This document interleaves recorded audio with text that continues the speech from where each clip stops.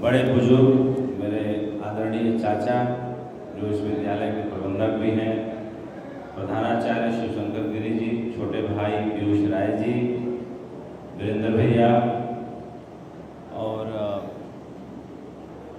जिनका मैं नाम नहीं ले पा रहा हूँ, सबको मेरी ओर से सादर प्रणाम, क्षण स्पर्श। आगे मंच में बोला पाठ साहब ने कि मंच तभी होता है जब सामने सभागार होता है, सामने लोग होते हैं। तो सामने बैठे सभी लोगों को भी मैं दूर से प्रणाम कर रहा हूँ। जो बड़े हैं उनका पैर छूकर, जो छोटे हैं उनको आशीर्वाद देकर, और बहनों को भी प्रणाम। कभी कभी वैसे माँ सरस्वती का बहुत आशीर्वाद है मुझको, और आशीर्वाद इसलिए मानता हूँ कि मैं किसी भी विषय पर घंटों साधिकार बोलता हूँ, और आज मुझे बोलने में बड़ी दुविधा हो रही है कि मैं क्या बोलूँ, और मुझे ऐसा लग रहा है, मेरे अंतर्मन से आवाज आ रही है कि आज मुझे कुछ नहीं बोलना चाहिए, और बोलना भी चाहिए तो बहुत संक्षेप में बोलना चाहिए, क्योंकि करने के बाद अगर कर्ता का भाव रखें तो करने का अपमान हो जाता है। मलूक दास का एक दोहा याद आ रहा है, माला करूं न जप करूं, जिभ्या कहूं न राम, सुमिरन मेरा हरि करे मैं पाया विश्राम। मलूक दास जी कहते हैं कि किसी चीज को याद करने के 4 तल हैं। पहला तल है कि जब हम जीवा से राम लेते हैं, नाम लेते हैं, तो सामने वाले को भी पता चलता है कि मैंने कुछ बोला, सामने वाले ने सुना। उससे थोड़ा ऊपर का तल है कि मुंह बंद हो जाता है, जीभ रुक जाती है, लेकिन स्मरण चलता है। उससे भी ऊपर का तल बताया मलूक दास जी ने कि भाव, कि जीभ भी रुक जाती है, स्मरण भी रुक जाता है, भाव पैदा हो जाता है। लेकिन जो मरण धर्मा शरीर है, जीभ भी उसी का हिस्सा है, मरण धर्मा। तो कहते हैं कि उस जीभ से लिया गया, पुकारा गया नाम भी मरण धर्मा ही होगा, उसकी आयु बड़ी लंबी नहीं हो सकती। तो उसके ऊपर जो भाव पैदा होता है, जो तीसरा तल है, और कहते हैं कि तीसरा तल के ऊपर है जो मलूक दास कहते हैं कि मेरा सुमिरन हरि करे मैं पाया विश्राम।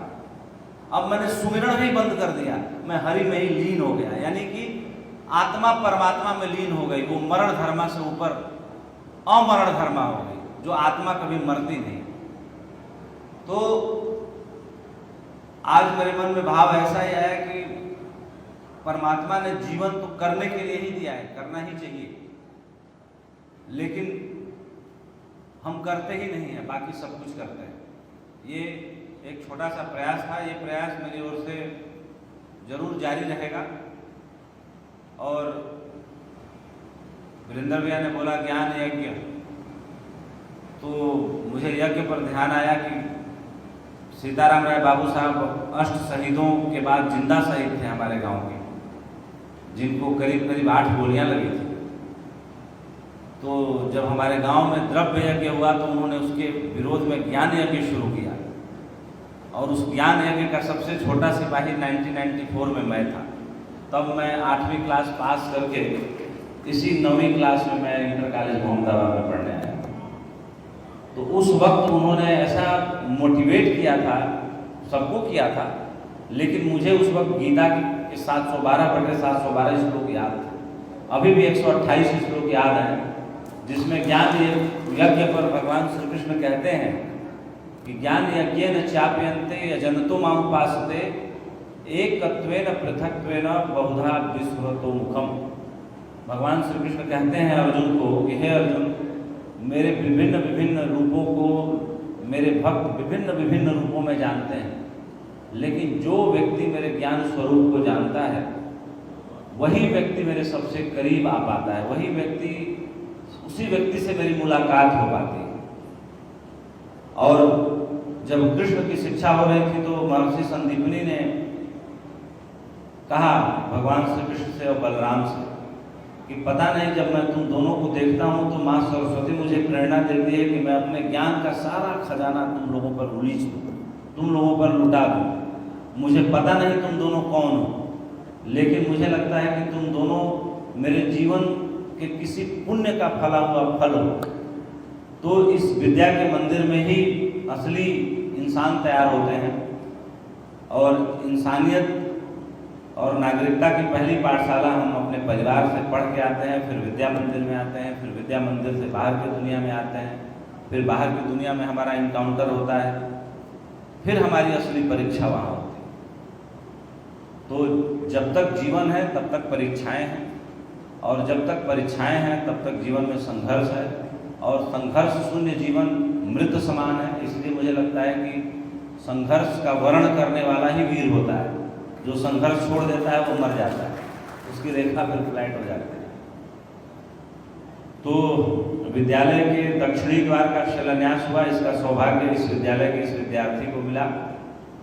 मैं चाहूँगा कि और भी बहुत सारे विद्यार्थी इस विद्यालय से निकले, ऐसे तमाम सौभाग्य इस विद्यालय से लेकर जाएं। और मेरी एक इच्छा है, उसे मैंने बोला था अगस्त में जब मैं आया था कि जनवरी में मैं आऊँगा, तो समहाउ विद्यालय का शेड्यूल नहीं बैठ पाया, फिर बोर्ड की परीक्षा आ गई, फिर मूल्यांकन आ गया। मुझे आना कल था और आज कार्यक्रम करके जाना था, लेकिन मुझे कल जाना पड़ा दिल्ली। फिर मैं आया सुबह सुबह निकल के यहाँ, फिर रात को मुझे जाना है, कल सुबह सुबह दिल्ली में कार्यक्रम है। तो समय का आज वाकई अभाव है, और चूँकि यहाँ तक आया हूँ तो मेरे पिताजी शेरपुर में हैं, तो उनसे ज़रूर मिल के ही जाऊँगा। ऐसा कभी हुआ नहीं कि मैं गाजीपुर आया और परिवार से न मिला हूँ, तो ये भी एक दायित्व है। और आज मैं ज़्यादा नहीं कहूँगा, एक जो चेक मैं लेके आया हूँ विद्यालय के प्राचार्य शिवशंकर गिरी जी को मैं सौंपूँगा। और मैं एक और इच्छा व्यक्त करूँगा कि निराला विद्या के बारे में भी मैंने कहा था, उस विद्यालय से मेरा 8वीं क्लास तक का अध्ययन हुआ। लेकिन आप सभी शेरपुर के लोग यहाँ बैठे हुए हैं, जिस दिन शेरपुर के 100 लोग भरोसा लेके कह देंगे मैं उस विद्यालय को 1 करोड़ रुपये डोनेशन दूंगा, क्योंकि बचपन उस विद्यालय से जुड़ा है। और मैं चाहता हूँ कि इस विद्यालय में अपनी माताजी के नाम पे एक लाइब्रेरी बने। उसके लिए भी मैं एक अभी टाटा ट्रस्ट से किसी एक डिजिटल लाइब्रेरी के लिए मैंने प्रोजेक्ट पास कराया था, तो 20 लाख समथिंग रुपए का एक डिजिटल लाइब्रेरी बनती है। मैं किसी और ट्रस्ट से भी बोलूँगा कि विद्यालय के लिए वो सहयोग करें, लेकिन मैं उस एक बड़ी लाइब्रेरी के लिए भी चाहूँगा कि कुछ अगले साल इसी समय आज ही के दिन एक लाइब्रेरी का बड़ा शिलान्यास हो, जो मैं अपनी माँ श्री राधिका राय के नाम पर बनवाना चाहूँगा। उसके लिए भी मैं 51 लाख रुपए जरूर दूंगा इसी दिन, आज ही के दिन, 1 साल बाद। और भगवान ने करने की क्षमता सब में दी है, बस थोड़ा अंदर जागरण होना चाहिए। 1 रुपये का सहयोग भी सहयोग होता है। जैसे कोई बीमार होता है तो हम हॉस्पिटल में जाते हैं तो हमें लगता है कि जब तक हमने कोई अर्थ से मदद नहीं की तो क्या मदद की। मेरी समझ से किसी आदमी के मन को झंकृत कर देना, उसके चेहरे पर मुस्कान ले आ देना, उसको गुलाब का एक फूल लेकर के जाना और उसके अच्छे तरीके से उसका हाल, उसका स्वभाव, उसकी तबीयत, उसके बारे में पूछना, उसके अंदर भरोसा जगाना भी एक बहुत बड़ा दान है। और यज्ञ के रूप में भगवान श्री कृष्ण ने 5 तरह के यज्ञ बताए कि द्रव्य यज्ञ, तपो यज्ञ, योग यज्ञ, स्थापरे, स्वाध्याय, ज्ञानयश्च यत् संस्कृता। यानी कि द्रव्य यज्ञ, तप यज्ञ, द्रव्य यज्ञ, तपो यज्ञ, योग यज्ञ, स्थापरे, स्वाध्याय, ज्ञानयश्च। यही 5 तरह के यज्ञ हैं इस संसार में। तो इन 5 तरह के यज्ञों में जो यज्ञ जिसको जीवन में श्रेष्ठ लगे उसका पालन करे, वही उसका साधन बन सकता है, और जो साधन बनेगा वही उसका साध्य यानी मंजिल बन सकता है। तो साध्य और साधन में बहुत अंतर नहीं है। जरूरी है कि साधन सही हो तो साध्य तक पहुंचा दे, यानी मंजिल तक पहुंचा दे। आज ज़्यादा कहने का मन नहीं है और जाना भी है, तो मैं आप सभी का दिल से आभार व्यक्त करते हुए कि आप सबने समय निकाला, आप यहाँ आए, आप सबने विद्यालय परिवार का हौसला बढ़ाया, मेरा भी हौसला बढ़ाया, मुझे आशीर्वाद दिया। इस आशीर्वाद के लिए मैं सदैव आभारी रहूँगा। यहाँ पे अशोक भैया भी आए हैं, शेरपुर में दुर्गा मंदिर बना रहे हैं, समय का अभाव है। मैंने 5 लाख रुपए देने के लिए कहा था, उसकी कुछ धनराशि मैंने दी थी, कुछ धनराशि आज आपको 2 मिनट हमसे आप मिल लीजिएगा, या तो शेरपुर साथ चलिएगा, साथ चलेंगे। आपका भी काम मंदिर का है, धर्म कर्म का काम है, चलते रहना चाहिए। हमारे मित्र शिववचन भी आए हैं, उनकी बेटी की शादी है, उनसे भी मैंने वादा किया था, तो आज उनके लिए भी पैसा लेके आया। वो हमारे बचपन के मित्र हैं, साथ पढ़े हुए हैं, 8वीं तक हम साथ पढ़े थे। शिववचन आप भी साथ से चलिए। उसके बाद फिर मैं कुंडेश्वर से सीधे पूर्वांचल एक्सप्रेस लूँगा और लखनऊ पहुँचूँगा। 11:30 की फ्लाइट से मैं दिल्ली निकल जाऊँगा। तो समय का अभाव है, इसलिए सारे काम मैंने इसी मन से संपन्न कर दिए। बहुत बहुत आभार, धन्यवाद, प्रणाम। भारत एक्सप्रेस के सीएमडी उपेंद्र राय को आप सुन रहे थे। और देखिए, उन्होंने अब कॉलेज की मदद के लिए आर्थिक सहयोग दिया है और बहुत बड़ी बात है। मोहम्मदाबाद के अष्ट शहीद इंटर कॉलेज में सीएमडी उपेंद्र राय यहाँ पर पहुँचे और इस कार्यक्रम में शामिल हुए हैं। और उन्होंने ये देखिए धनराशि यहाँ पर देते हुए दिखाई दे रहे हैं। और ये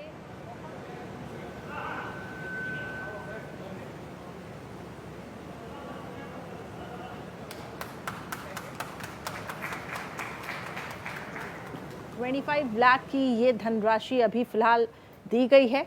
गाजीपुर से ये तस्वीरें आप देख रहे हैं। अष्ट शहीद इंटर कॉलेज के कार्यक्रम में वो पहुंचे। पूर्वांचल में पहली आधुनिक लाइब्रेरी बनने जा रही है और ये दूसरा चेक 25 लाख का। तो टोटल 50 लाख की ये धनराशि दी गई है ताकि कॉलेज का विकास हो सके। उसके सहयोग के लिए भारत एक्सप्रेस के सीएमडी उपेंद्र राय आए आगे और बच्चों का भविष्य बेहतर हो। और ये 50 लाख रुपए की आर्थिक मदद यहाँ पे की गई है। तो लाइब्रेरी में आधुनिक रूप से सभी छात्रों को पढ़ाई दी जाएगी, यही एक मकसद। पूर्वांचल में पहली आधुनिक लाइब्रेरी का निर्माण होगा। तो सीएमडी उपेंद्र राय ने इसी कॉलेज से शिक्षा ग्रहण की और ये कितना खास पल हो जाता है जिस कॉलेज से आप शिक्षा ग्रहण करो और उसी कॉलेज को सहयोग आप दो। तो फिलहाल ये तस्वीरें आपको दिखा रहे हैं। भारत एक्सप्रेस के सीएमडी उपेंद्र राय इस कार्यक्रम में शामिल हुए हैं। पूर्वांचल में पहली आधुनिक लाइब्रेरी का जो निर्माण होगा बच्चों के भविष्य के लिए, उनके विकास के लिए, ताकि बच्चों का भविष्य बन सके। तो 50 लाख रुपए की आर्थिक मदद की गई है। तमाम तस्वीरें आपको दिखा रहे हैं जब उनका स्वागत किया गया। वहीं दूसरी तस्वीर आप देख रहे हैं कि इस कॉलेज को जब आर्थिक राशि दी गई, इसके बाद उन्होंने और भी भरोसा दिलाया है कि वो और भी लोगों की मदद करेंगे। और यही खासियत है, व्यक्ति भले जितने भी बड़े पद पे क्यों ना हो, लेकिन वो हम्बलनेस साफ तौर से दिख रही है और यही व्यक्ति का कद को बढ़ाता है।